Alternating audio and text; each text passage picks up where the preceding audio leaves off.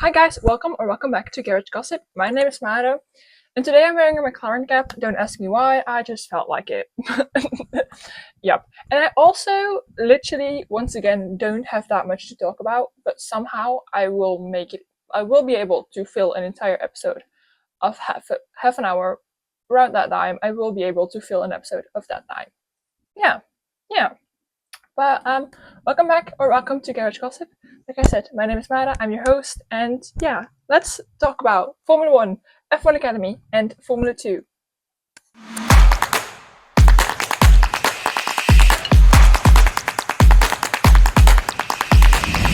I once again wrote stuff down, and my camera is now above my laptop, so if you see me looking down sometimes, it's because my laptop is here. For the people that are listening to this, you also welcome. I'm very excited that you are here once again. And yeah, or just discovering me. Hi, you're also very welcome. Yeah.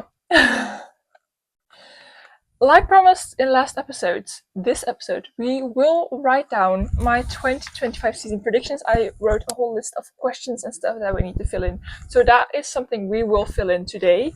But firstly, I want to talk about a few other things before doing that. I want to start by feeder series today because I don't have that much feeder series stuff. I'm just very excited about one particular thing, and that is the fact that we finally have a confirmation of Tina Hausmann on the F1 Academy grid. And if you haven't been here for the past 2 episodes, then you probably won't know that I love Tina Hausmann. Literally, I love her. And so I was on the bus yesterday going home from school, and I was on Instagram just, scrolling and doing minding my business. And I came across a post of Tina Hausmann finally being confirmed on the 2025 F1 Academy grid. And yeah, I just wanted to scream. I was so happy when I saw that. I'm still so happy about it. Because I don't know what it is about Tina. Maybe it's the fact that she's just extremely hot. Yeah, maybe it's just that, or maybe it's just the fact that, yeah, I don't know. Something about Tina just draws me in, and I don't have an explanation for it. So yeah, I am very excited to finally have a confirmation that Tina will be driving, because I was a little bit scared. I'm not gonna lie, I was a little bit scared there. I actually don't know, to be honest, how many people are now on the F1 Academy grid. I think we still need four more confirmed drivers, and then we have a full grid of 16 drivers, because if you don't know that yet, last season we had a grid of, let me think, 13 cars. This season we will have 16 drivers, 16 cars on the grid, because I think Rodin Motorsport, was it Rodin? I think Rodin decided to jump in the F1 Academy, series, but I'm not so sure anymore. I actually should have googled that. Whatever. And then we have one other signing, and I think this actually happened in the past few weeks, but somehow I completely missed it. Like I said in my last episode, I don't get anything of F2 on my Instagram feed anymore. Like literally, no F2 posts. But it happened somewhere in the break. But Rodin Motorsport signed a new driver, signed their second driver, because they had already signed Christian Mansell, and they have now also signed Alex Dune. I don't know if I'm saying his name correctly. He's Irish. I'm a fan of Irish. I don't know. Maybe it's the fact I'm ginger. I don't. It's not the fact. It's not like. Never mind. Yeah. But I just wanted to put it in here because I'm keeping you up to date on all the drivers in the feeder series.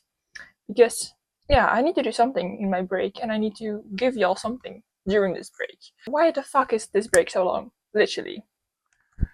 Yeah. That was everything I had on the feeder series, really. Not that much, I know. But yeah, Tina Hausmann, I'm just, yeah, crazy. I'm so excited. And literally, I'm not even that big of a fan of Aston Martin. I'm just, something about Tina Hausmann just draws me in. I don't know what it is. Anyway, now we're switching over to the F1 content of this episode.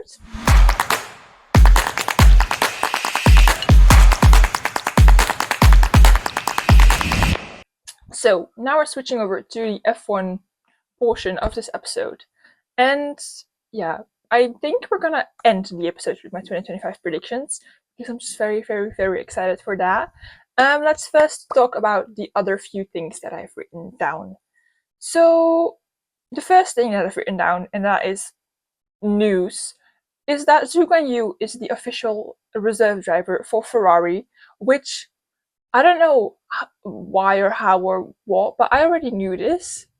Like, I remember seeing an account, but I don't remember which one, but an account posted about this before Ferrari did, and it was like way before, like I think even before like Christmas and New Year. I think still in 2024, actually, yeah.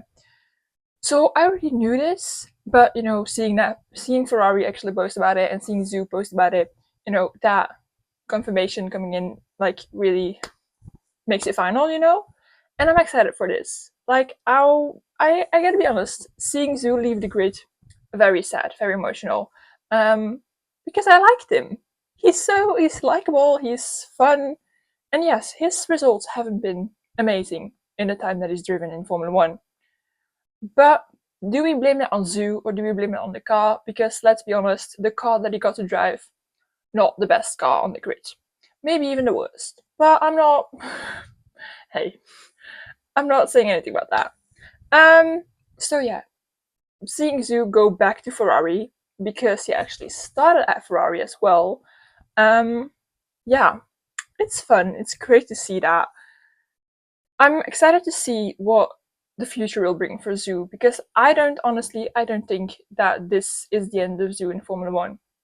I actually hope this. I don't know this, but I hope this is not the end for Zhou in Formula One because I think he deserves a second chance.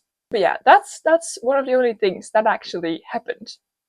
Or I somehow missed anything, but let me go on to the Instagram of F1 very quickly and just see if there's anything else that I missed this week, which I don't think I did. Because once again, we're literally still in a winter break and nothing. Oh my god. Hello. I opened Instagram and I was going to talk about this later, but I just saw a post. The first thing that appeared on my screen was an Instagram post of McLaren, of Lando Norris, in like a black suit. And I'm hoping, dear God, that this is not that 2025 race suit. Because if McLaren went full on black, I'm taking this cap off right fucking now and I can't support them any longer. McLaren is papaya. Papaya is McLaren. I don't want a black car. I don't want a black suit. I just want a bright orange suit, a bright orange car. Anyway, what was I? Oh yeah, I was going on the F1 Instagram account. That was what I was doing. Just scrolling through this very quickly. But literally nothing. Yes, okay, actually I do see a post here about the F1 movie, and we do need to talk about this. Because I've seen on TikTok, apparently, I haven't seen the new release trailer, but apparently there has been a new release trailer, and in that new release trailer, we see some 18 plus content of the driver that is played by Brad Pitt. Sonny Hayes, I think, is his name in the movie. Of him getting, we see some 18 plus content of him and his female engineer. And as a female in motorsport, like, I'm not saying I'm really in motorsport, but I'm invested in it. I'm willing to work in it. I'm literally trying to get a degree to work in the motorsport world. So I feel like I can call myself a female in motorsport. So as a female in motorsport, that part of the movie just puts us back 20 years, literally. Because what do you mean? Female in motorsport, literally, we have been trying to fight this kind of thing for so long, and yeah, we're just, by that one movie, we will be put back 20 years into the past, maybe even more. And I'm honestly so baffled by the fact that Lewis Hamilton is apparently the director of that film, or one of the directors of that film. I'm baffled that Sir Lewis Hamilton let that happen. Yeah, let that sink in for a minute, because I don't have words for this. Like, literally, every time I mention to a guy friend of mine, or to someone I see in public, or every time I say, like, yeah, I'm into Formula One, and they just say, oh yeah, it's just for the hot drivers, right? No, no, because I'm genuinely interested in it. And stuff like this, like the scenes in that movie, stuff like that is not helping us. Not at all. Not at all. And I thought we were making, we're making progress, because Esteban Ocon is going to have the first female race engineer in F1 ever, or like for a very long time. So I was like, yes, great. And now this. And yeah, I can't wrap my head around it. I absolutely cannot wrap my head around this. Because what do you mean? Yeah. No. No. Just no. Like, I'm really trying to think what the thought process behind this was. Like, did they genuinely think this was a good decision? Did they genuinely think, oh yeah, that is the best thing to put in the movie ever? We couldn't have thought of anything better. No. It can't possibly be that, right? And if it is, something is definitely wrong with males. Not all males, okay? Just certain males. Anyway, that was just randomly put in here because I was scrolling on the F1 Instagram profile. Moving on to something else completely that I did put in my notes. The 2025 race suits. Why are they all being released already? Because I cannot remember this happening last year. Like, is it just me? Or is this just something they're doing this year? Like, I've seen so many suits already for the 2025 season that I'm just totally confused on what is being shown in the F175 live broadcasting from next week. Right? Like, I think I've seen the suit of Sauber, of Ferrari, of Williams, of Mercedes, and I'm just like, guys, what do you mean? What do you... I'm usually very excited to see the car liveries and to see the suits, because those are the only things that I can see differences in. Because I'm not a car mechanic. And then you're Cardo and I'm a car mechanic. No, I'm not a car mechanic. And so I don't see like small little differences on the cars. I noticed the liveries and I noticed the suits, but the suits are already being released and I am questioning why. Yeah, what was the thought process behind that as well? Like, literally. But like, I talked about this last episode as well.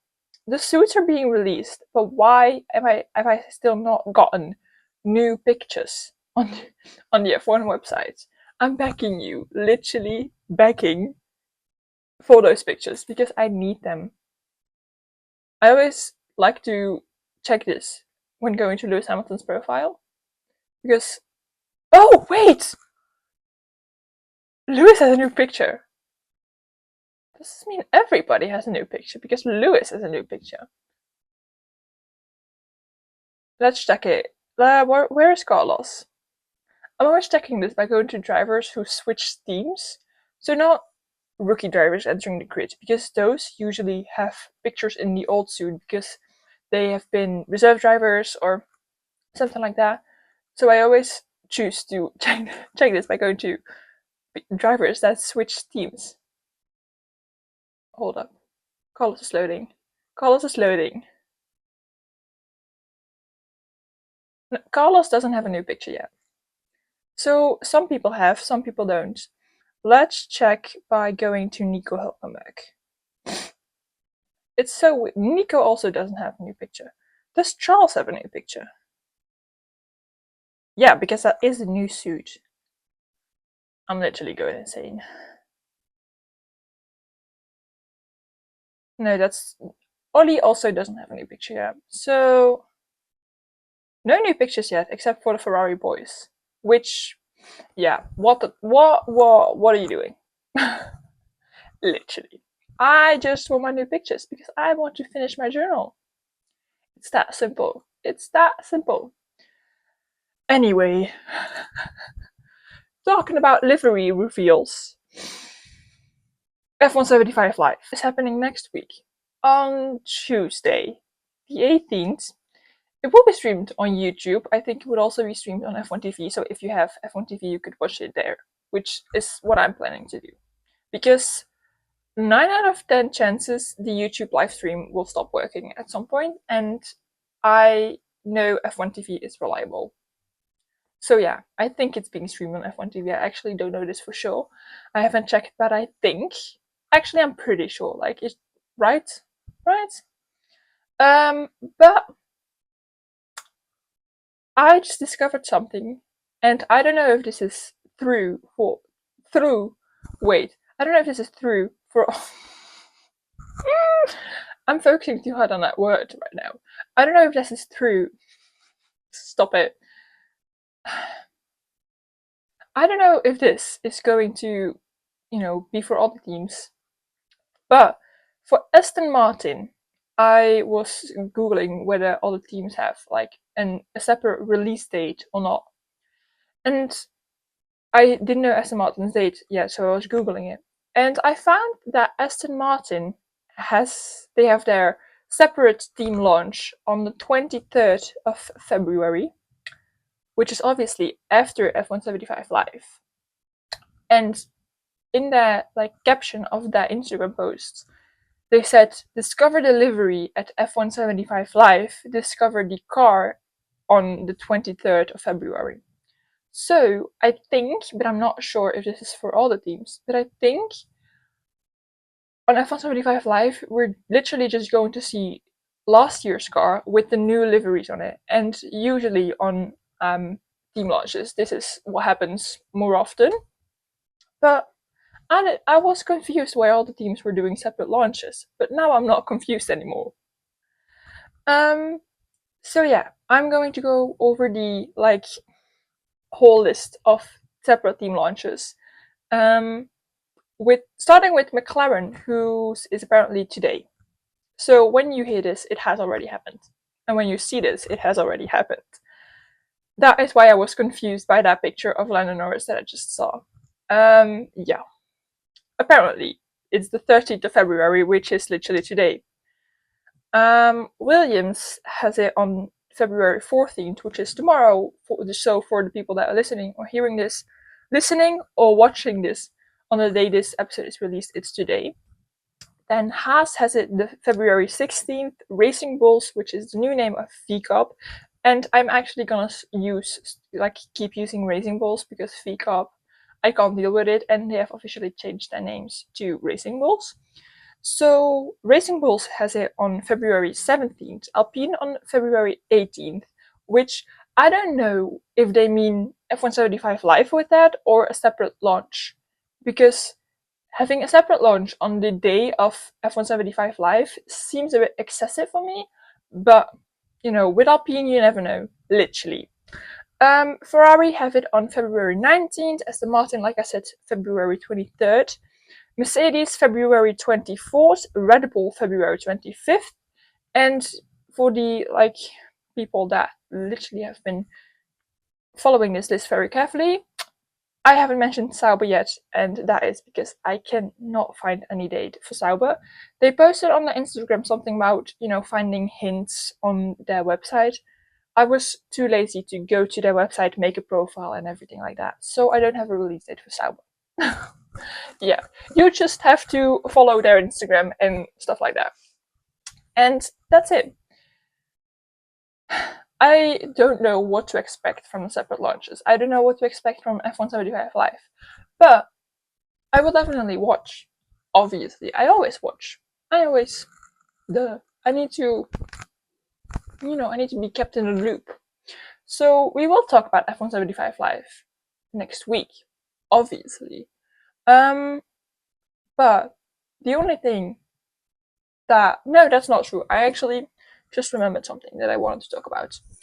I was in class yesterday or Tuesday, and I got a notification of YouTube of Williams. Apparently, Williams have a title sponsor. And I was so confused because I thought Williams would always be the authentic Williams Racing. No, not anymore. They're now, I need to Google this actually because I don't know out of my head. They're now Atlassian Williams Racing. That is they have a title sponsor now, which is weird. And I don't like it.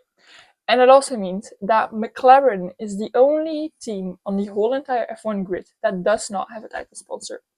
And as a McLaren girly, I'm very proud of that. Yeah, that's it. That's it. No, actually, that's not it, because we obviously also have to fill this in. So I am grabbing a pen right now, and we're filling this in together. If you also want to do this, grab a pen, grab a piece of paper, and write with me. Obviously write your own answers, but the same questions, you could do that. I am going to start by doing I always split it up in just random questions, like who will have the most DNFs, who will have the most penalties, stuff like that.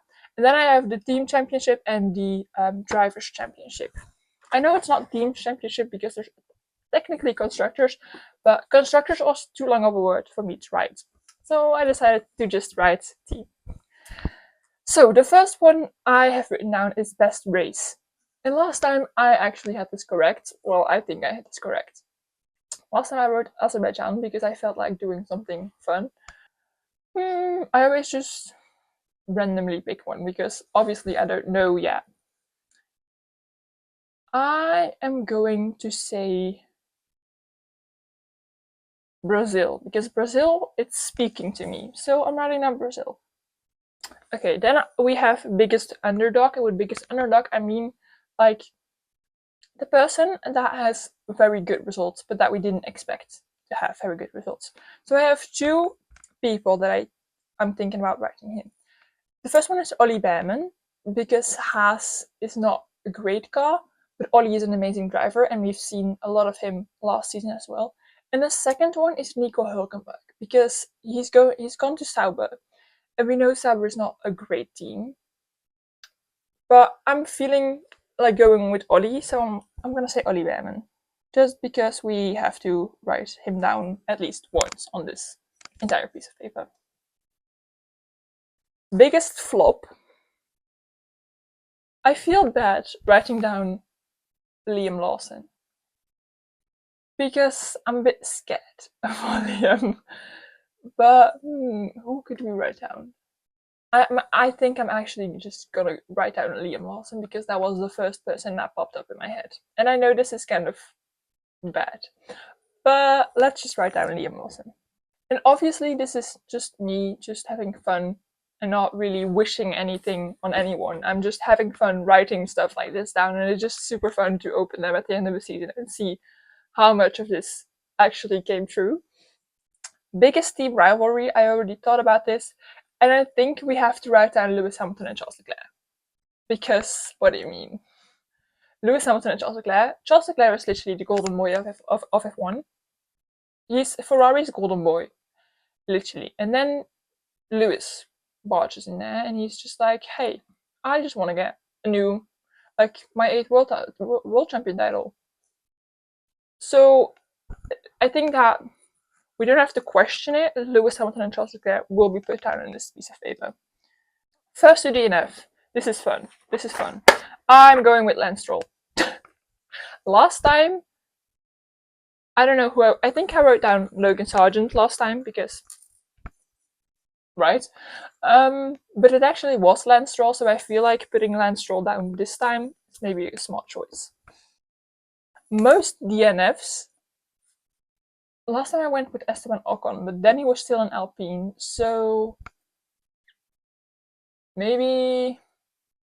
Yeah, I kind of want to say Gabriel Bortoleto because he, as a rookie, he is a little bit inexperienced, and he also is driving a Sauber, and that's not a great car. It's not a reliable car. So I'm going to write down Gabriel Bortoleto. Then we have new race winner, and actually I think the only possible choice right here is Kimi Antonelli, because of all the drivers on the grid that have not won a race ever, or that just are entering F1 as rookies, I think Kimi Antonelli is a possible choice, or Liam Lawson is a possible choice. But I wrote down Liam for biggest flop, so I feel like we have to go with Kimi Antonelli. And I just have faith in my Kimi boy, like literally. He did amazing, like last season in F2, and he skipped F3. So I feel like Kimi Antonelli is a possible choice here. Then, biggest meme on the grid. Listen. Listen. Kimi and Oli together. And normally I only write down one name for each category, but I feel like here we have to write those two together. Because those two together last season at Prema, so funny. So funny. So yeah, Kimi and Oli just together. Because these two boys, inseparable.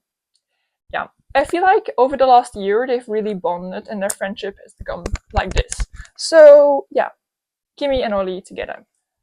Okay, then we have lose a seat during the season. And I don't like writing a name here, but of all the people, I feel like jinxing someone here, but of all the people that could potentially lose their seat, I think the first person that comes to mind is Jack Doohan, just purely because he has that contract for only 5 races. So I don't want Jack to lose a seat. I just think it's the only possible choice that we have, really. So yeah, I'm sorry, Jack. I love you. I'm not wishing this for you. I'm also not manifesting this for you. I just, yeah. And then we have lose a seat after season, and I don't know whose contract is expiring. I know it's a lot of people's contract, but